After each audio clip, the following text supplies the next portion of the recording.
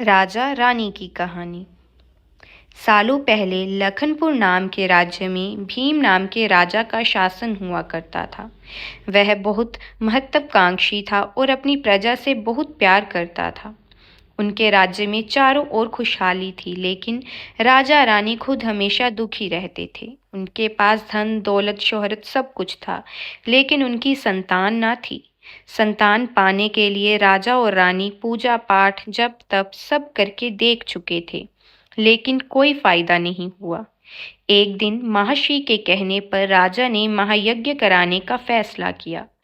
यज्ञ और भगवान के प्रताप से राजा को एक बहुत सुंदर कन्या की प्राप्ति हुई। राजा रानी के साथ पूरी प्रजा खुशी से झूमने लगी। राज्य में चारों तरफ खुशी का माहौल छा गया। राजा ने सारे नगर वासियों को पिता बनने की खुशी में भोज पर आमंत्रित किया। धीरे धीरे समय बीतने लगा। राजकुमारी बड़ी होने लगी। वह काफी सुंदर और गुणवान थी।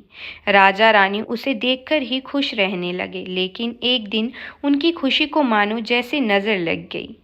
राजकुमारी बीमार पड़ गई। बड़े बड़े वैद्य नीम हकीम सब इलाज में जुटे, लेकिन कोई फायदा नहीं हुआ। दिन प्रतिदिन राजकुमारी की हालत बिगड़ती जा रही थी। राजकुमारी के ऊपर कोई दवा असर नहीं कर रही थी। राजा को लगने लगा कि एक बार वे फिर निसंतान हो जाएंगे। एक दिन दूर देश से एक वैद्य राजा के महल पहुंचा। देखने में वह अजीब सा था और उसने ठीक तरह से कपड़े भी नहीं पहने हुए थे, जिस वजह से सैनिकों ने उसे राजमहल में प्रवेश करने से रोक दिया।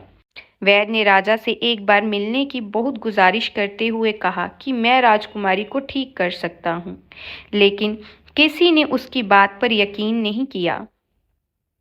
सैनिक उस वैद्य को राजा के पास लेकर गए। वैद्य ने सबसे पहले राजा को अपना परिचय दिया और कहा कि मैं आपकी बेटी को ठीक कर सकता हूँ। राजा उसकी बात सुनकर प्रसन्न हुआ, लेकिन उसका रहन सहन देखकर राजा ने भी उस पर यकीन नहीं किया। उधर राजकुमारी की तबीयत दिन प्रतिदिन खराब होती जा रही थी, इसलिए राजा किसी वैद्य पर यकीन नहीं कर पा रहे थे। लेकिन उस वैद्य का आत्मविश्वास देखकर राजा ने उसे एक मौका देने का फैसला किया।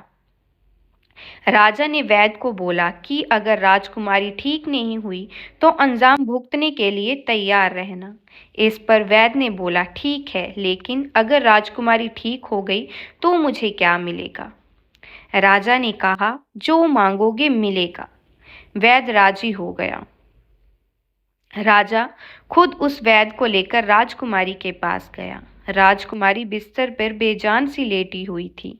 ऐसा लग रहा था जैसे किसी ने उसका सारा नूर निकाल लिया हो। चेहरा दर्द में डूबा पीला पड़ गया था। वैद्य राजकुमारी के करीब पहुंचा और नब्ज टटोलने लगा। फिर उसने थैले से जड़ी बूटियों से तैयार दवा की पुड़िया निकाली और राजकुमारी के मुंह में डाल दी।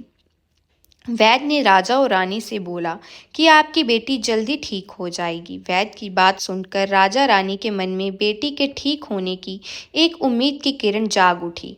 ऐसे ही इलाज करते हुए 2 महीने बीत गए। धीरे धीरे राजकुमारी की हालत में सुधार होने लगा। उसके चेहरे की चमक लौटने लगी। राजा रानी के चेहरे की खुशी भी झलकने लगी। एक दिन वैद्य ने राजा से कहा, महाराज, राजकुमारी अब ठीक हो गई हैं। यह 1 महीने की पुड़िया बनाकर दे रहा हूँ। इसे समय पर राजकुमारी को देते रहना। इसके बाद राजकुमारी पूरी तरह स्वस्थ हो जाएंगी। यह बीमारी दोबारा उनके पास भी नहीं फटकेगी। अगले दिन राजा ने वैद्य को अपने पास बुलाया और कहा कि वादे के मुताबिक मैं तुम्हें तुम्हारा इनाम देना चाहता हूँ। बताओ, तुम्हें क्या चाहिए? वैद्य बोला, सोच लीजिए राजा जी, आप अपने वादे पर कायम रह पाएंगे? राजा ने बोला, तुमने मेरी बेटी को स्वस्थ किया है, बोलो क्या मांगते हो? वैद्य ने मुस्कुराते हुए कहा, आपका आधा राज्य और बेटी का हाथ। इतना सुनते ही राजा आग बबूला हो गया। उसने कड़कते हुए कहा, तुम होश में तो हो? अगर तुमने मेरी बेटी के प्राणों की रक्षा न की होती तुम अब तक यमलोक पहुंच गए होते। उसने सैनिकों को आदेश दिया कि इसे राज्य से बाहर निकाल दिया जाए। वैद्य कुटिलता से मुस्कुराते हुए वहां से चला गया। इस घटना के कुछ दिन ही बीते थे कि एक दिन फिर राजकुमारी की हालत बिगड़ गई। उसका शरीर नीला पड़ गया। आनन फानन में राजवैद्य को बुलाया गया। राजवैद्य ने बताया कि राजकुमारी को जहर दिया गया है। इसका तोड़ किसी के पास नहीं है। कुछ देर बाद राजकुमारी ने दम तोड़ दिया। पूरे राज्य में मातम छा गया। राजा रानी शोक में डूब गए। छानबीन में पता चला कि वैद्य ने राजकुमारी को 1 महीने खाने के लिए जो पुड़िया दी थी, उनमें से एक पुड़िया में जहर था।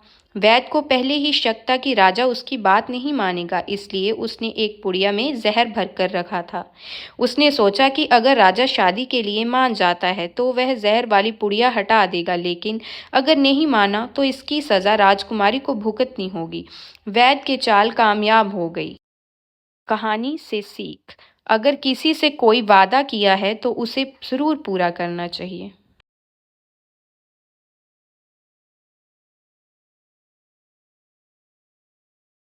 दोस्तों, अगर आपको ये कहानी अच्छी लगी हो तो ऐसी ही और कहानियाँ सुनने के लिए मेरे YouTube चैनल को सब्सक्राइब करना मत भूलिएगा।